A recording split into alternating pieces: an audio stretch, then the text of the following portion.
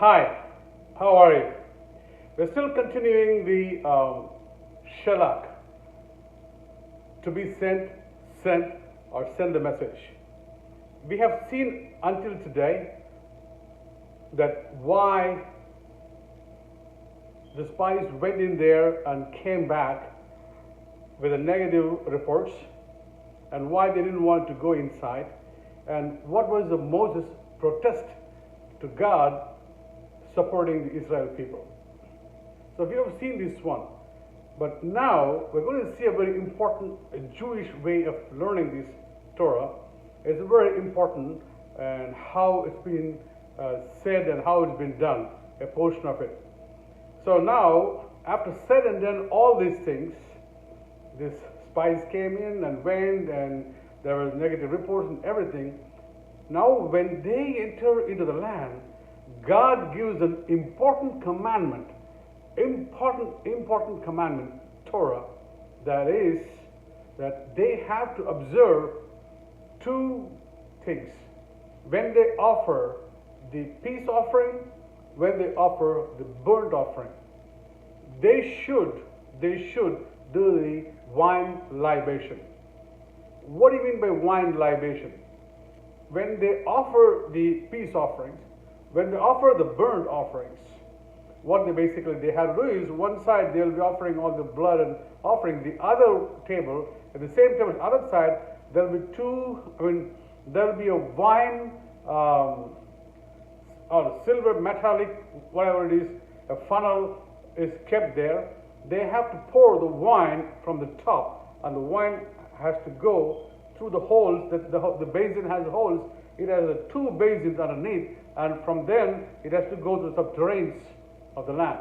So, what is symbolically that it has to happen. So God tells them, as soon as they go inside the land, they have to observe this commandment, and it is a must. Why God was insisting Jewish people to do the commandments when they rejected God's demands or God's plans, but not entering into the right time. Every day they stayed in the spying, every day will be delayed as 1 year.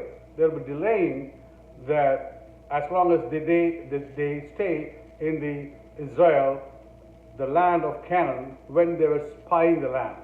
So they stayed 40 days inside the land. That's why they had to roam around for 40 days.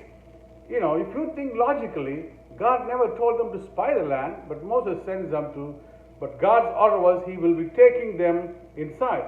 That's the only thing. Instead of getting the right report, they brought the wrong reports. Just because of the wrong reports, they had to stay the 40 days. The day, each and every day counted against them, and then as one year, that's why 40 years they are outside roaming around. Then they came back. When they came back inside, they are supposed to do this peace offering and the burnt offering along with the wine libation. Folks, in order to symbolically represent this one, there are two prayers, and there are one prayer called Shema, and the other Tefilling. The Tefilling is the ornament, or they wear it while they do the Shema prayer. Once the rule is, once you wear the Tefillings, you must tell the Shema prayer. Usually during the time period of Yom Kippur time, that's a day of atonement. People surrender themselves, completely giving themselves into God and praying God that they are totally submitting, surrendering. That prayer has to be going up. That's why they recite the Shema Israel. Shema Israel is one of the main core prayer that Jewish people always recite. Even during the medieval times, Christians were killing Jewish people. Yes, you heard it. Christians were killing Jewish people. They were persecuting Jewish people. Go and read the history. That's called crusades, by the way. They made as a crusade, they were killing the Jewish people, And at the time, Shema Israel was sung by all the Jewish people, meaning there is only one God, because Jewish Christian people were making them to accept Jesus Christ as Messiah.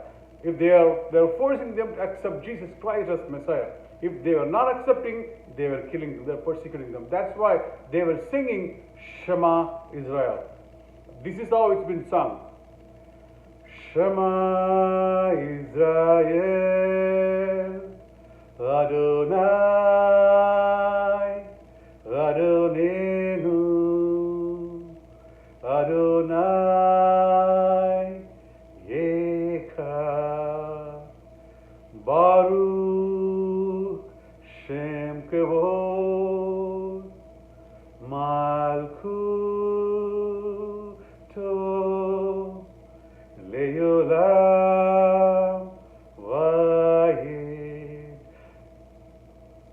Hear, O Israel, the Lord is one, the Lord is God, and blessed be His glorious name. This prayer is so powerful. They want to address that God is only one God, that is our God. He is one accord, means it's one. When they said one in accord, when all in one, it concludes everything, that is the highest form of addressing the God. So this prayer was told, recited. So what is the Lord says it, whenever you wear the tufflings means they have some handbands, they have some headbands. These headbands has to go and flow through all the way down through their, up to their knees or something below the hips, because they have to make sure that, this length of, that means, what it means, Shema means you are offering the prayer, that means it is transcendent, it's going upwards, it's moving upwards, it is kind of, going towards God, you're praying God, that is the God, that's the Shema prayer. In reciprocity, in, the, tefillings, the tefillings mean the way that they dress up, the way that they wear the clothes, it flows down, meaning it's kind of it's a flowing down, or it's a fusion, it's engaging the things. So what God was telling to them, because how it's been connected to these Israel Jewish people when they entered the land. Now God was telling, when you are wearing these tefillings, you must recite the Shema prayer. It is like almost, you cannot have transcendence and also, coming down at the same time. How come it's possible? It's like, you were eating during the fasting time. You can do that. How come you can eat during fasting time? That's what it is. The Shema Israel is almost in the tefillings. It's kind of doing the prayer at the same time. You are using, you are fusioning, your transcendence is coming down. That's what the meaning of the prayer, tefillings and the Shema. So God was, giving an example of tefillings and Shema, because when you offer the peace offering or the burnt offering, the wine libation should be done. The wine libation has to be done. Wine, symbolically, it has to be done. Meaning, what God said was, God said that, the Israel people to, learn the Torah for 1 year, because they were given at the 50th day at the Mount Sinai. The word was given. They were supposed to learn and exercise the Torahs for 1 year for some time, and then they have to move to land of Israel. That's the God's plan. But instead of doing that, these Israel people were just coming out of the, Israel, and they said that they wanted to be with the God all the time, because desert was almost like heavens, because everything was heavenly.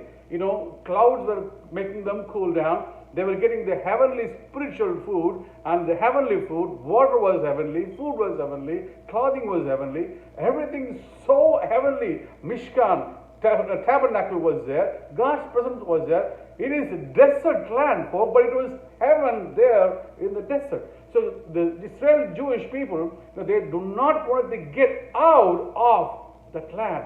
They wanted to be in that land, so they wanted to go there. But God said that no, it is like the Shema and the tefilling, because the way that you transcend your prayer at the same time, you have to fusion together down here too. Meaning that when you observe all these Torahs, when you observe all the commandments, at the same time you have to engage in the Word. You have to be in the Word. That's so you're going to bring out everything, the God's presence, everything should be coming down. You have to go in the Word. You have to be in Israel to do all this mitzvot, to do all this, because you need to do the God's attributes of your exercise there. You cannot stay in separately one place. That's God's place, and we don't want anybody over here. This is what's separated. You can't do that. You have to get there, all these Torahs and commandments, exercise it, and come back and go into the land, fusion yourself, engage yourself in the land, and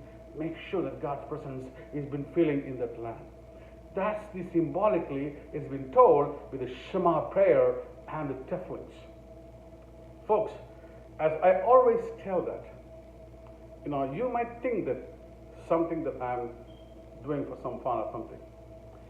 Every individual act is just, it's not with lots of meaning to the Jewish way in looking into. So we cannot just omit like that.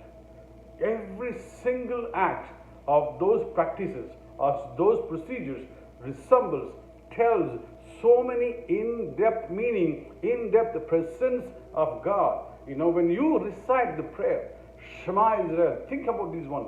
That will be one day. That will be one day. There will be a day when the whole world on their knees going to recite this Shema Israel. It's going to happen, folks. It's going to happen. You will see, and you will listen. You may think that I'm just joking, but it is going to happen. Shema Israel. It's going to happen one day. Think about this one. If this one recitation all across the world is sitting down and doing this recitation, how much is being taken up, how much, what is the sacrificial offerings through the prayer, it will be taken up to the God. God will flow down like water. God will come down like water. God will transcendence and downwards and also fusion, and He will engage in us, and so that we can also, engage in the land representing God. Radiating God's love and radiating God's attributes. Folks, that is the point. And, when we study these things, we might flip the pages very quickly in the Deuteronomy, in the Leviticus, or in Exodus, or in Joshua, or in Numbers. We might just flip things up. We may pick up only the blessings here and there. But there are a lot of meaningful stories inside there. So today we learned about why the spies came out, and what the meaning of the first commandment they should supposed to. There are 613 commandments there. There are 613 commandments, but God wants them to do the first two commandments. The first law they're supposed to, fulfill in the land is this law, that this commandment, they must do it during the peace offerings, during the burnt offerings. When they do the offerings, the wine libation must happen. It has to happen. We must engage in the Word to represent God, to represent the Torah, to represent the commandments. Folks, go ahead and try to understand, try to read the books, try to dig in there. Just don't be sitting down and just staying and reading just the same thing, and try to understand how this whole Testament is connected to the New Testament. Without Old Testament, there is no New Testament, or everything is from the Old Testament. We just copied in the New Testament. New Testament is just an authentication of the Old Testament. All right, folks. I'll come back with one more Torah next time. Until then, be safe, Shavua Tov, and be happy. Bye.